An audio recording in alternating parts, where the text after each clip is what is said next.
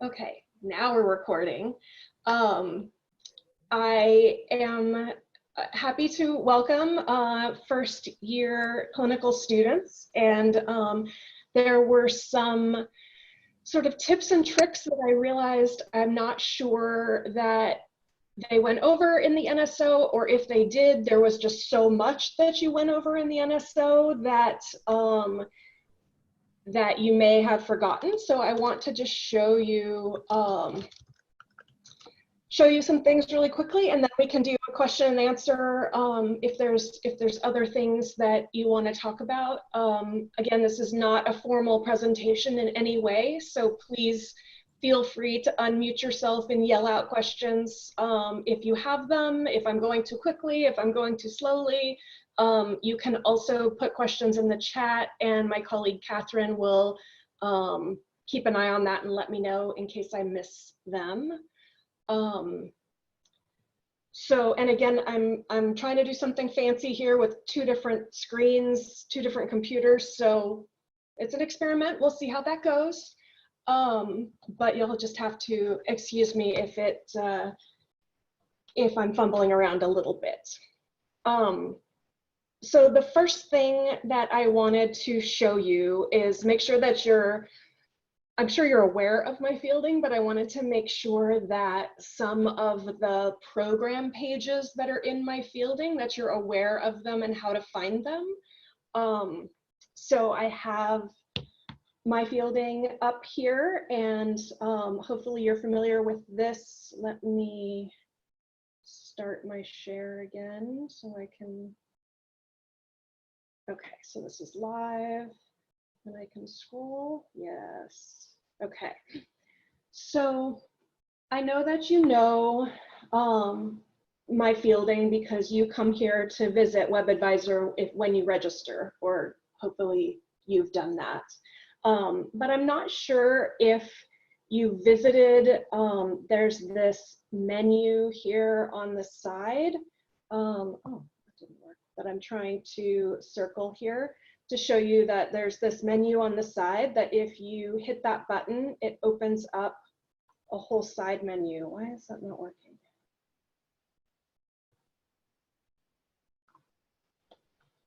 Okay, so right away, technical problems. See what I can do here. So if you hit this side menu, it opens up all of these pages that have information about the program.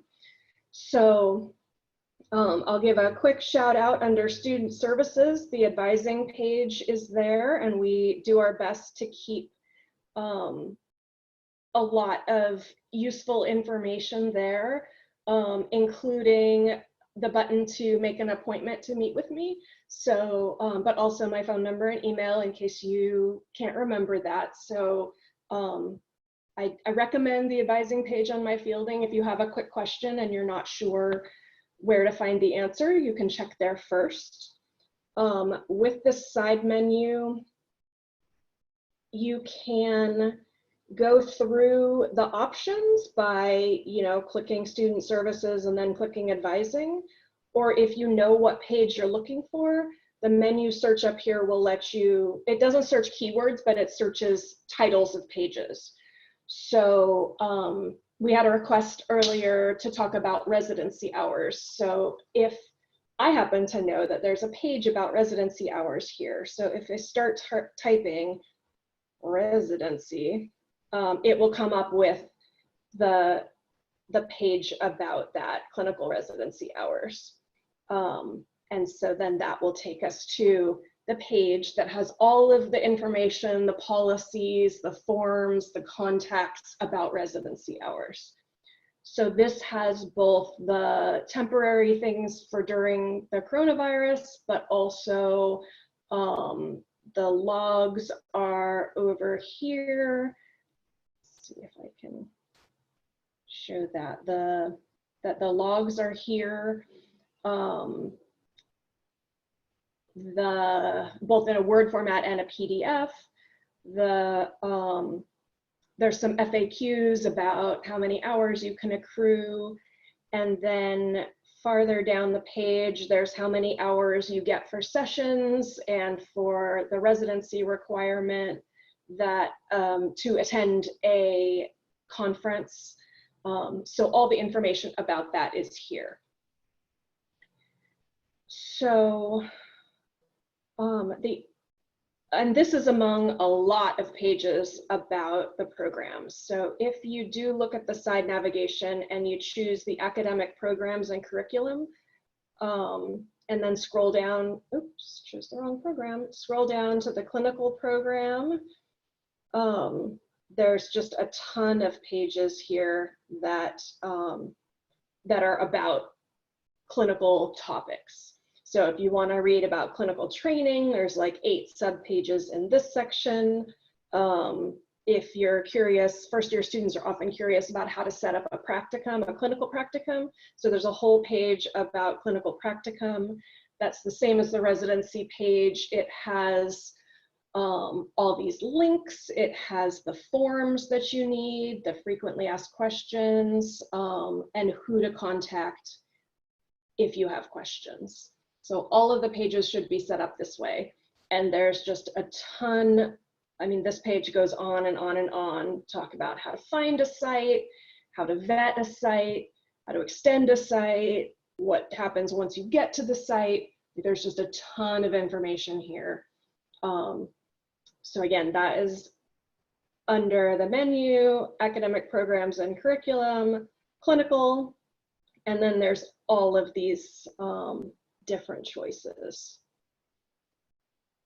Another page that I really want to spotlight for you is this registration and schedules page. Let me see if I can draw a circle around it here. That one is really, really useful. So if I clear that and I select it, I want to show you some things that are on this page. So when the spring schedule comes out, they'll update this to have the spring 2021 classes. But this page has stored syllabi from the past 6 years of classes. So that is a great resource if you're trying to see sort of, when you're planning your schedule, like how much work, what type of work do each of these classes that you're required to take in your first year require? You can look and see sort of what some past syllabi have looked like, and that can help you plan, plan what you're doing. But I also want to show you under this first tab, document type, there's this fall 20 to summer 21 term planned offerings. And that is one of my favorite resources because the program has planned forward for this year, which classes they're offering and when, and who they're planning on teaching. So this might, you know, this is just a plan. It may change, but if you're looking to plan the courses that you're taking and you know you want to take a class with a specific faculty member, or you know you don't want to take a class with a specific faculty member, this gives you a little more information for planning what term you'll take things.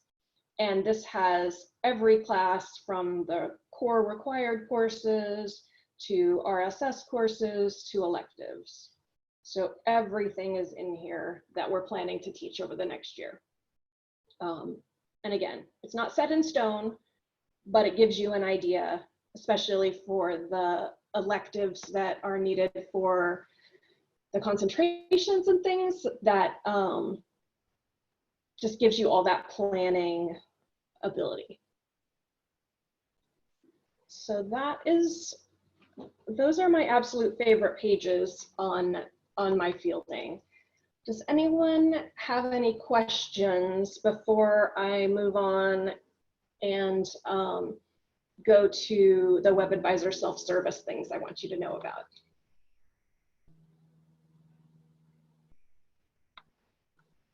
No? Okay. So again, we talked a little bit. WebAdvisor self-service is, it's basically your access to our student information system. So everything in here is live up to the minute of what we have in our system, and it's available to you anytime. Generally, everything that you're going to want is going to be under WebAdvisor for Students. And the things that the advising office will ask you to look for are generally under the academic profile. If I open the academic profile, the two things that I think are really important are the student tracking sheet. Oh, that's not an arrow. This is fun. There is the tracking sheet here, and then, oh, this isn't working. The tracking sheet, and then the program evaluation / degree audit. So I don't want to try and open it from this link because I'm not a student, so it's not going to show you anything. But I did pull up a sample tracking sheet and degree audit to show you. So it's a real student's tracking sheet, but I took out all the identifying information. So let me start with the tracking sheet because that one's the easiest.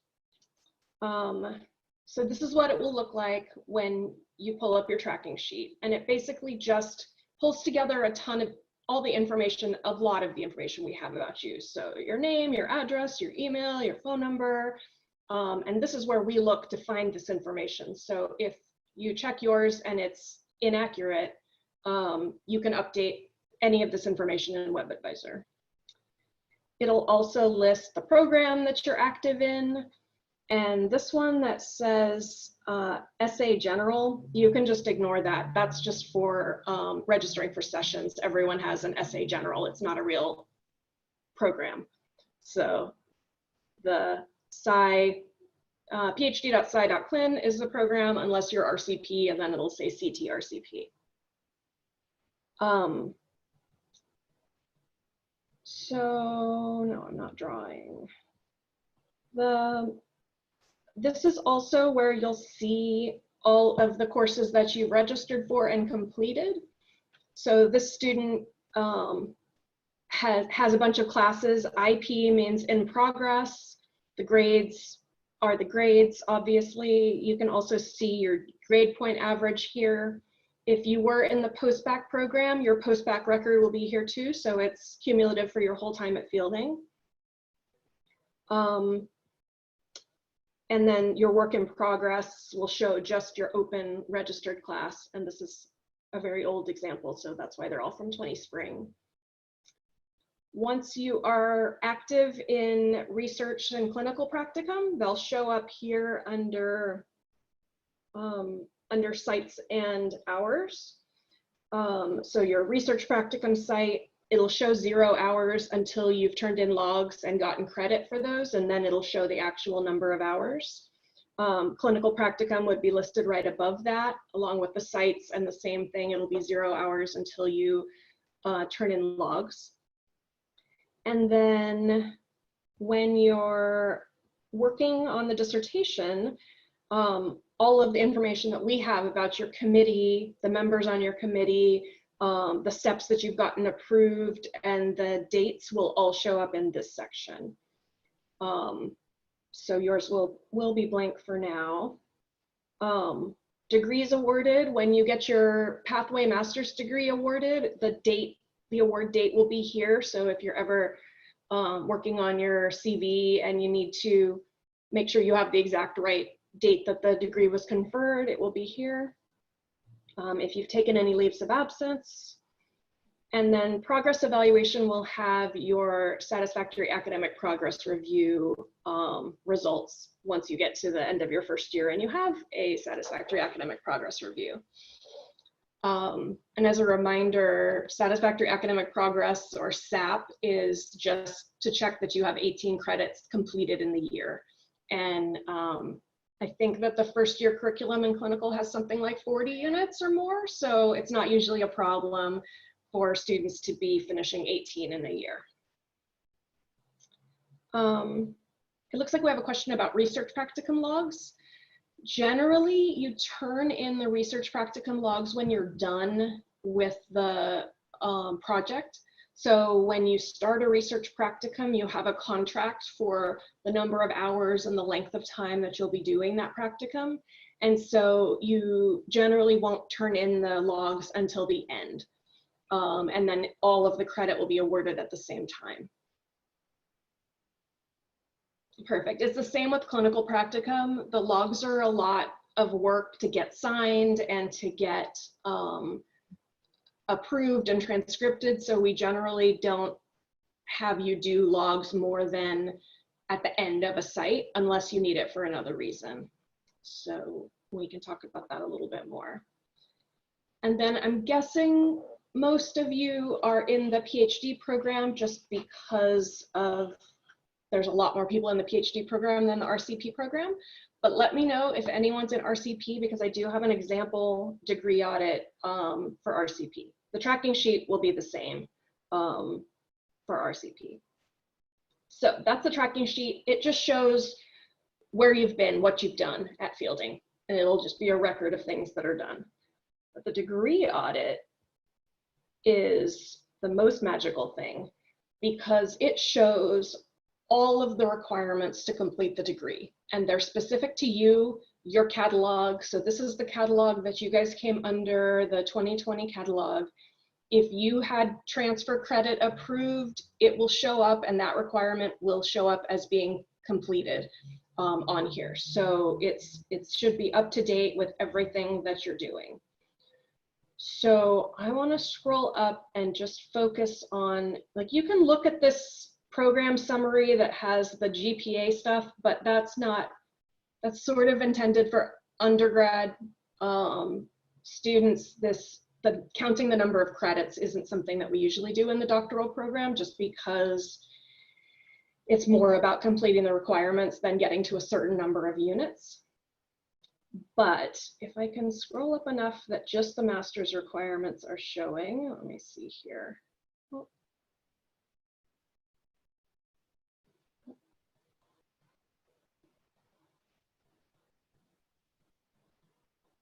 my gosh, it went all the way to the top. Okay. The degree audit is set up as an outline. So it'll have, number one, your first milestone is master's requirements. So and then within that is the first year sequence. And so for you here in your first year, if I can get it to stop right there, these are all of your first year requirements. And this example student is registered for 4 classes, the foundations of doctoral study, that shows right here as in progress. Sometimes you'll see PR there, and that means pre-registered. So once you register for your spring classes, they will show up as PR, as pre-registered. But for now, everything you're in for fall will be in progress. And then the courses that you've not registered for yet will show up as course needed. And so this, there's only 11 classes in the first year only, so it shouldn't be too hard to keep track of, but this is really handy once you get farther in the program for making sure that you're not missing a requirement. So, and then the text up here at the top is descriptive of what's below. So it'll have what are the first year requirements, and then this group 2 down here is your theoretical orientation course, 746, 747, or 748. So that one, because it's a choice of 3, it doesn't have the name of the courses listed here. But once you register for one, it will show up in this section as in progress. Does that make sense? And do you feel like we're at a football practice with all the drawing, that I'm drawing plays on here? But just me, because it's really fun. Okay, and so then there's another couple of things on here to remember. The 150 virtual residency hours that you're accruing this year by attending at least 5, and this still says cluster, but obviously those are pro-sem meetings and one national session, which again, during the pandemic, those may be virtual, but once it's safe for people to gather again, those will be in person. So the national sessions are the winter session in Santa Barbara, summer session that has been in Chicago the last few years, and fall session that was last in Baltimore.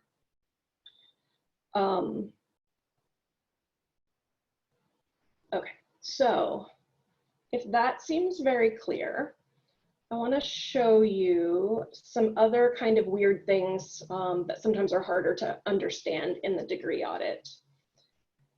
So after the first year sequence are the second year courses. And so this one also has this section where it's blank because you can take either, this is research methods 2. 701B is the quantitative version, 701C is the qualitative version. So you can take either of those to fulfill this requirement. And then the other core courses are listed out here.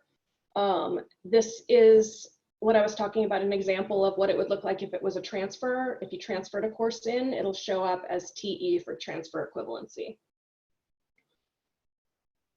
When we get a little bit farther, it gets a little more interesting because there's a couple of either or choices. And those are usually shown this way, where there's group 1 or group 2. And this is an or. Let's see, where's the or? There, either. So if you're taking, so everyone takes 710C, but after that, you have a choice of either doing the Rorschach assessments, which is 710 D1 and D2, or the TAT and CBT assessments here. And you just do one or the other. Now, if you're just like really interested in assessments and you want to do both, you can, and the extras will count as electives. So if you want to learn every assessment, that is totally an option.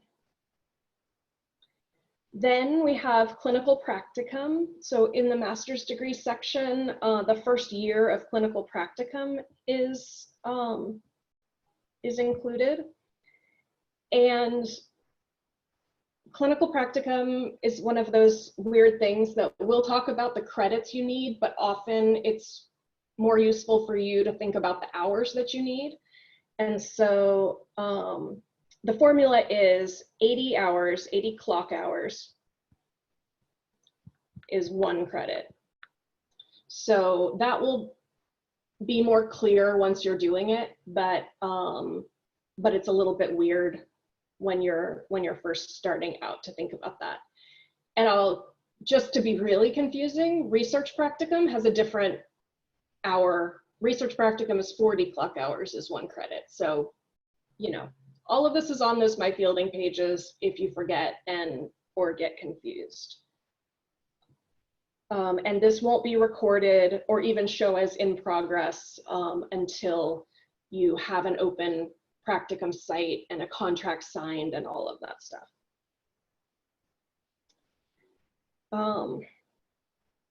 Now this is the section that I wanted to show you.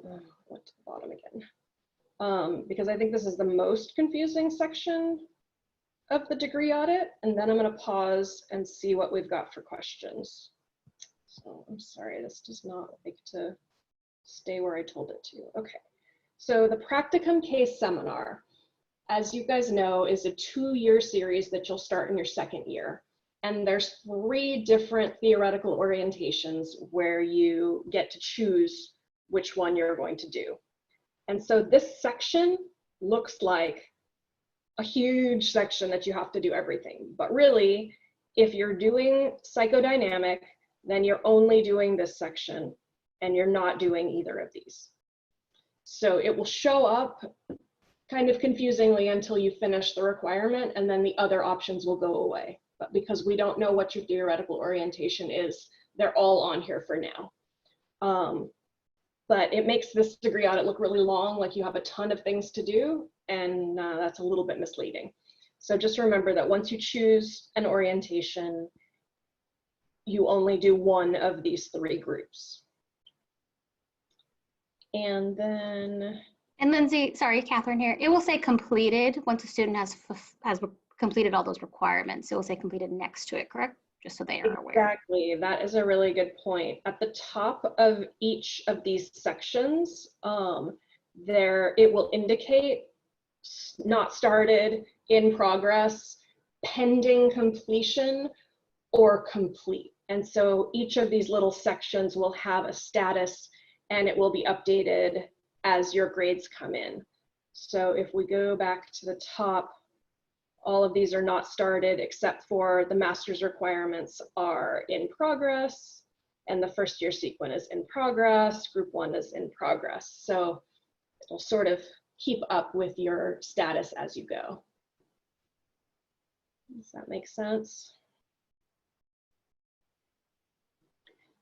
And so really, I think for your first year, my best advice is really just worry about the first year requirements, and try not to be trying to plan too far ahead, just because, you know, there's only so much you can plan. But if you're a planner and want to look ahead, so generally the master's requirements are set up that you'll complete them in the first 2 years. So you have your first year sequence and your second year courses down here. And then when you get to the end of this section, right here, that's when your master's degree will be awarded. Once everything above that has been completed and graded, the master's degree will be awarded. And the way that, I know many of you already have a master's degree, and so it's not a huge deal, but you know, it's something to add to it's always exciting to get a degree. You'll get a diploma in the mail, the whole thing. It's all very exciting. So around the end of your second year. Oh, that's not the right place to put the line though. There's more. There's practicum case seminar, and then the research skills seminars. These are the 3 research skills seminars that are required. And the ones after that, you can choose which ones look interesting, but you have to take at least these 3.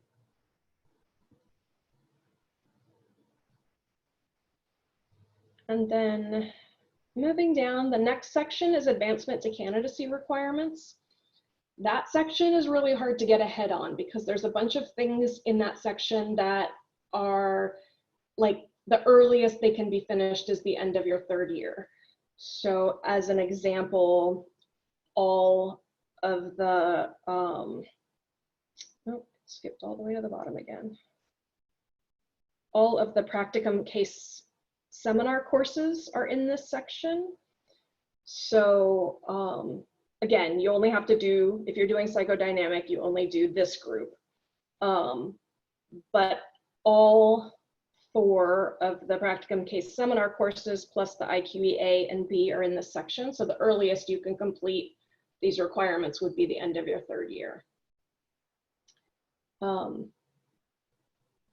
But, and I think I mentioned, but let me say it again, once you reach advancement to candidacy, you get a 30% tuition reduction. So it's worth keeping an eye on these requirements and making sure that, that you're prioritizing those.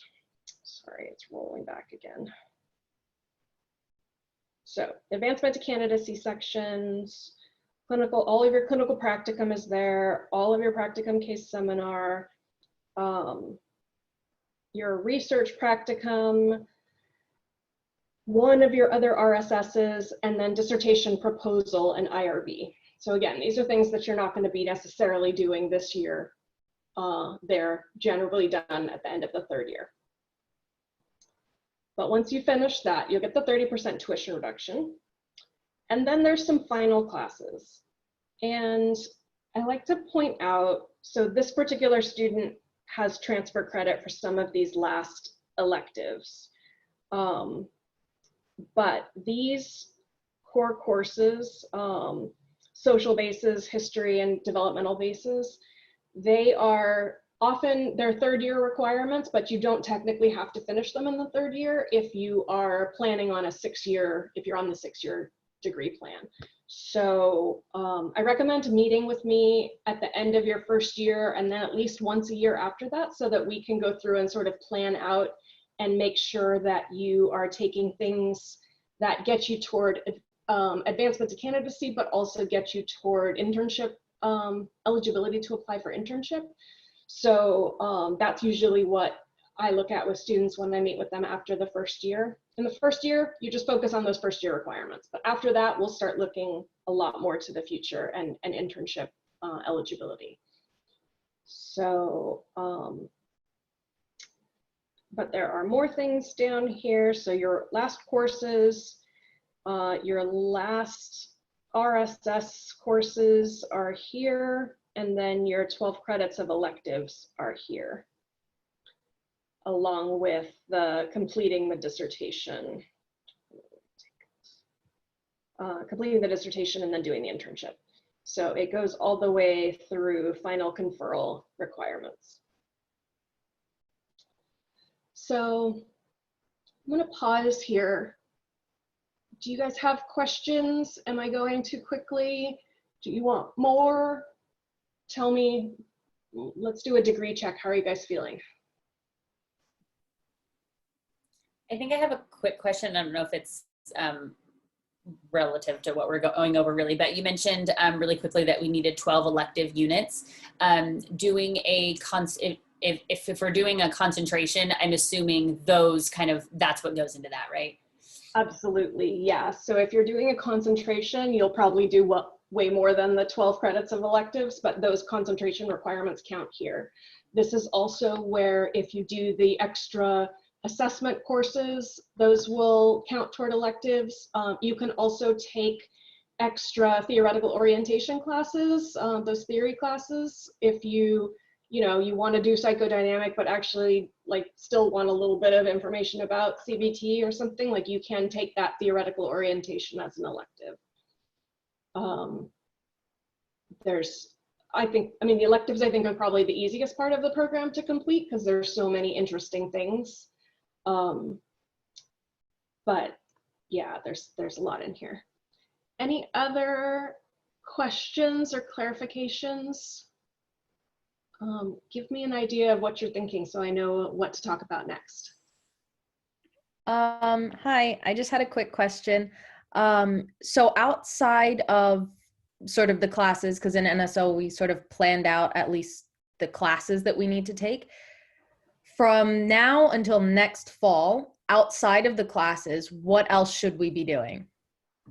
So technically, to stay on track with first year requirements, the only thing you need to be doing is making sure that you're attending, that you're accruing your residency hours. And now they're virtual, but the 150 residency hours between pro-sem meetings and national sessions. So just making sure that you're attending those. Now you will be, because some of the first year requirements require session attendance. So 710A, 710B, some of those classes you'll have to be doing the virtual session, or if you're interested, if you're coming to the in-person winter session, if you feel comfortable. So technically all you need to worry about are these first year classes and these residency hours. But I think in NSO and in some of the, in the first year sequence things, they recommended that maybe you start thinking about research practicum. I know I've gotten emails, so I know a lot of you have gotten signed up with research practica. So you can start that early. You can also start looking around your area for what might be an appropriate practicum site that you would start next fall. And some people who did the postbac program may be eligible to start in the summer. So just sort of starting that research, also starting to think about your dissertation topic. If there are multiple areas that you're interested in, starting to sort of think about where you're going to specialize and what type of a research project is going to be interesting to you to write about for 2 years. those are kind of the things you can be doing. You can also take extra of the RSS. Sorry, I should clarify, the research skills seminars are what the RSS courses are. So you can start taking those early. You can start doing training days. As part of the practicum case seminar, let me go back to my fielding here. As part of the practicum case seminar, they have requirements to do case presentations and training days. And the information about those is on this practicum case seminar page all the way at the bottom.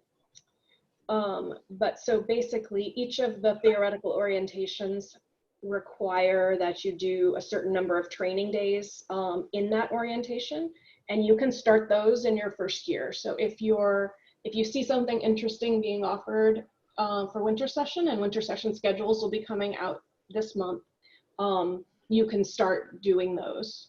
So you have to take 7, this is kind of confusing, but there's 7 in the time that you're here. So if you really want to get ahead on things, and these don't require work because there aren't units associated with them. So they often just are offering interesting sounding training days about, working with children or working with a forensic population, and I always think they look really interesting. So there'll be a catalog for winter session, a flyer will be sent out, and it'll have all of these listed as training days and what orientation they are toward. Does that help? Yes, thank you. And just one extra quick question. I don't suppose hours roll over from year to year, do they? Do you mean residency hours? Yeah. They do. So your total, so they sort of look to see that you did the 150 hours just to sort of make sure that you're on target to get the 600 hours by the end of your 4th year. And obviously we're in kind of a weird time now where everything is virtual and we're unsure of how that will count, but it's still important to show your engagement with the program. So that's the 150 hours. But if you do more, that's great because you're just going toward completing the 600-hour total requirement sooner and being more engaged with the program. So yeah, that's how that would be helpful. And you want to look, my understanding is, and this is not my area of expertise, but that state licensing boards vary widely on how many residency hours they want you to have. So you want to be looking ahead at any state requirements for licensure for states where you think you might live, so that you make sure that you have, that you're documenting enough hours to meet their requirement. And as far as I know, it varies widely. So, and we can't specialize in all 50 states plus Canada, so you kind of have to do that. Perfect, thank you. Sure. What else? Questions? Lindsay, I have a question about what qualifies for the virtual hours. Like seminars like this, or the colloquia series, or town halls. This wouldn't count because I'm not faculty, and the idea is that the idea behind residency hours are that they're face-to-face time with faculty, with clinical faculty. So again, in the before days, it was always face-to-face hours. So that would be pro-sem and session, unless you happen to go to a conference with a faculty member or something. But in these days, I'm not sure, they may be, for the virtual hours, you can probably count more things if they're face-to-face with faculty, and if the faculty will sign off on it. So say Dr. Jacqueline gives a colloquium about something, you can just shoot her an email and say, hey, does that count for residency hours? And if so, will you approve my log? And that's your answer right there, is whether, if they'll approve it, then they count. And that's the same, I get that question sometimes about the 2 days of professional conference attendance that you need. And people ask me like, well, which does this conference count? Does this conference count? And I don't know, but if your faculty advisor will sign off on it, then it counts. So, so classes don't count either, like our Zoom classes. yeah, classes don't count. Okay. Because the idea is that they're face-to-face. This is a particularly confusing time again, but normally it would be face-to-face in-person residency hours, because the in-person component seems to be what's really important to APA, as far as keeping our accreditation, that somehow breathing the air of clinical faculty just imbues you with knowledge that you can't get any other way. Clearly. Yeah. Yeah. Absolutely. So my hope is that after this, they will realize that virtual hours can be just as important, but we'll see. Particularly in our small classes too. Like I think in my statistics class, there's, 7 of us, I think. So, and Yeah. I know that our professor can see all of us. So Yeah, you're getting a lot of face-to-face time with faculty there, for sure. It's just, in my experience, APA is very old-fashioned on those kind of things. So we'll see. Other questions? Hi, Lindsay. I have a quick question. Sorry to go back to the residency topic. So just to clarify, so when I was looking at my first year planning worksheet, and then looking at like the column where it says session attendance required. So this term and spring term, the classes I'm taking don't have a session attached to that. Mm-hmm. So I'm guessing that I still should sign up for a session, even though I don't have a requirement in a session, I guess. That's a good question. I think there's kind of 2 schools of thought on this. One is, while we're having the virtual sessions, it's an opportunity to do training days or do RSS courses and not have to travel for them. But on the other hand, if you're going to have to do residency hours anyway, it just means that there's less things that you'll need to do in person once we're allowed to meet in person again.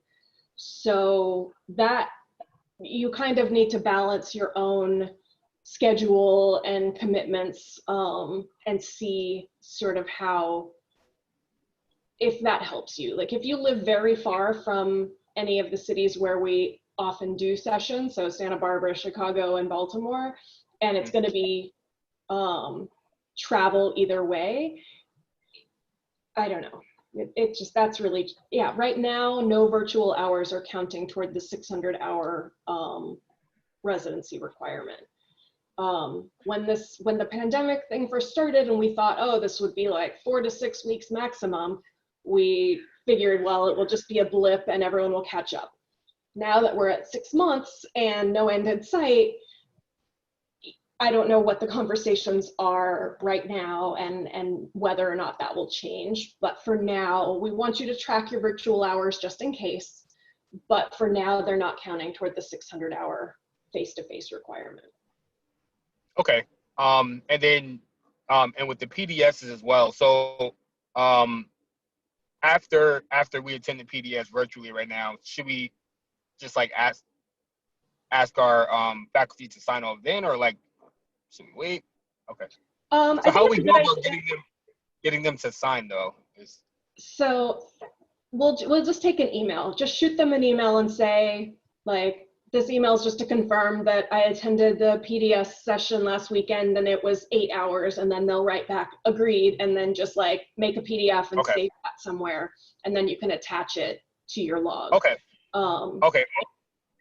It's a good question about residency hours. Is one of the biggest problems that I see with students in their 3rd and 4th year is that they just assumed that this record keeping, that they'd be able to catch up on it.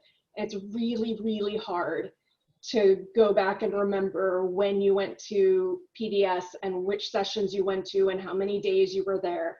So if I can encourage you to do one thing, it's be very diligent about tracking your hours, there's like 5 different logs that you're gonna have to have, because you have a residency log, you have the case presentation log starting in your 2nd year, the training day log, you're gonna have research and clinical practicum logs. There's a lot of logs. but also it's good preparation because when you're a clinical psychologist, you have to do a lot of paperwork to get reimbursed from insurance and various other things. So get used to paperwork. That's your life now. But really, I can try and help you recreate some of the logs later, but it's a lot easier if you stay on top of it now. Okay. Thank And you. the faculty won't remember who attended which day. I'm working with them on some attendance, some way that they can keep attendance so that they can remember. But yeah, they won't remember 3 months from now who was there this month. So it's really on you to keep track of that. Okay. Thank you. Sure. What else? Let me go back to the residency hours page. Nope, that's the wrong one. There we go, residency. And so, and then my colleague Denise in the registrar's office is the one who will transcribe your hours when you finish. So if you have any questions about what might count and what wouldn't that isn't covered on this page or your faculty don't know, then you can contact Denise. She's really great. So she will be happy to answer your questions. But just as far as being efficient with our time, make sure it isn't written on the page first. We will always appreciate it if you do your due diligence before asking questions. We've all been working from home, obviously, and juggling multiple things as you all are. So we're always happy to help, but it's easier if you're sure that you can't find the answer first. But that said, all of the stuff is really, really confusing. So I am absolutely fine to help clarify things for you. Don't ever be afraid to contact me because it's a lot better if we clear up any confusion now than later when you end up in a bind because you don't have a prerequisite for something or you weren't logging something or you didn't know signatures were required. Like, I'm always happy to talk about that. I want you to be successful. And if your goal is to get out of here in 5 years, I want you to get out of here in 5 years as well. So, so I'll put in another plug that I'm happy to meet with you anytime. You can make an appointment. The link's usually in the signature of my email, but it's also on the advising page here on my Fielding. And I'll warn you that my schedule gets really tight the week before registration starts. So some people can, there's only just so many hours in my day, half hours. So if you think ahead, you're much more likely to be able to get through to me. I haven't actually taken a vacation in a very long time, so I'm taking the last week in October off. Obviously, I can't really go anywhere, but I won't be taking appointments the last week of October. And session registration starts November 2nd, and regular term registration starts on November 11th. So if you are very worried about session registration, you might want to make an appointment for next week so that we can talk about it.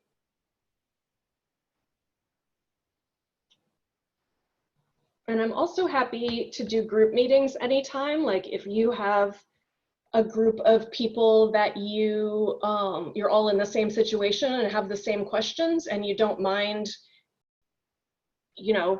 other people knowing the answers to your questions, I'm happy to meet in a group as well.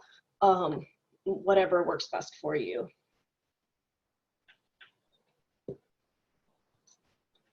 So what else? We're in our last 10 minutes. So I think I've shown you everything that I could think of that was important. Is there any other burning questions I haven't mentioned or things you want to see or me to demonstrate, or you want me to draw on the screen a little bit more because it's really fun? Hi, Lindsay. I just have a quick question. You mentioned the session registration on November 2nd. Did they decide if that was going to be in person or virtual? So right now, the latest that I've heard is that we're still trying for a limited in-person, and exactly what that will look like is we're not 100%. So I encourage you, if you don't feel comfortable, please don't feel like you have to come to stay on track with your first year requirements, because the program is not saying that.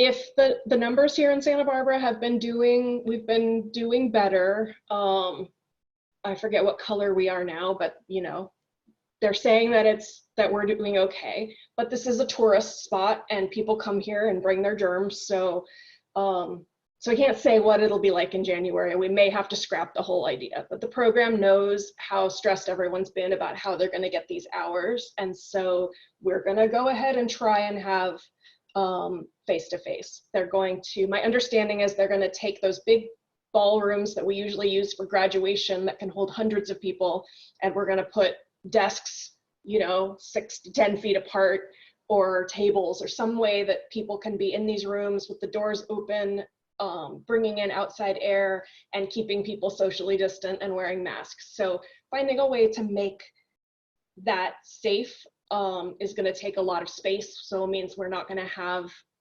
enough space to do all the classes, but the ones that really require face-to-face, like 710B, which is the WACE class, really, they seem to feel like you have to learn how to administer the WACE face-to-face. So we're going to try and offer those classes, particularly for the second year students that weren't able to do it in their first year. So we're playing it by ear. We'll see how it goes. And hopefully it will be safer by July when we do summer session, but if not, we'll probably do the same thing. We're sort of just playing it by ear, seeing how it goes.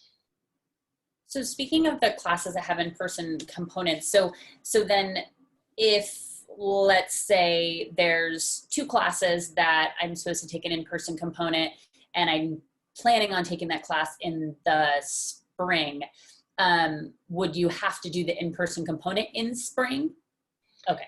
No, so what they're talking about is if you don't feel comfortable coming for in-person, they're also going to offer the same classes with a virtual component.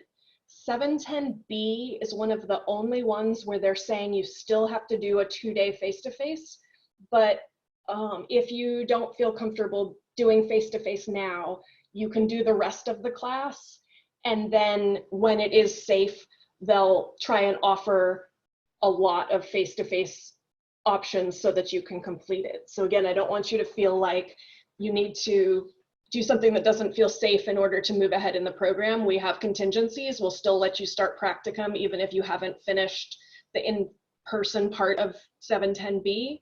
But you know, we're trying to have as many options as possible for people, because everyone's just in a different situation as far as their risk and their you know, who they live with and what that risk is. So so yeah, so we're doing our best on that, and more information will be forthcoming. We'll see how it turns out. We're just making stuff up here. Sorry, it's on recording and I'm saying that, but it's true. I think it's clear and it's true. We're doing our best to make sure that you can still complete the program in the amount of time that we told you could do it. And so things are kind of changing rapidly, but that's still our goal. We're definitely not looking to make you pay more for this degree just because it happened to happen during a global pandemic. So, so you can expect that things will change as we get more information. So any last questions? Our last 4 minutes here.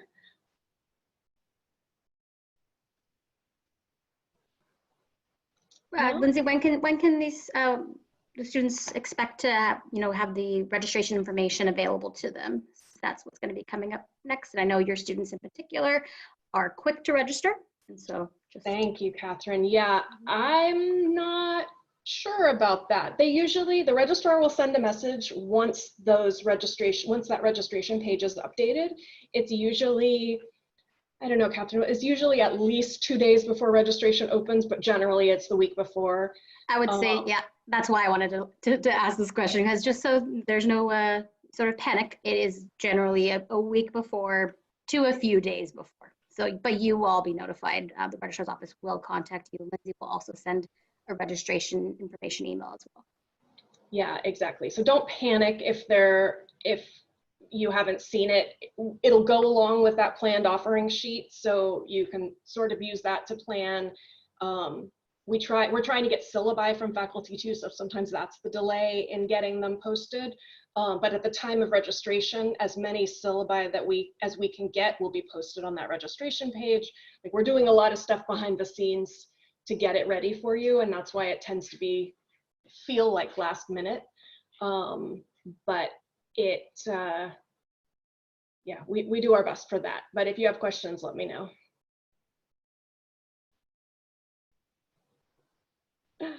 Thank you so much. I really appreciate all of your understanding, and you guys have so far been a really great group. So I'm excited about this whole cohort.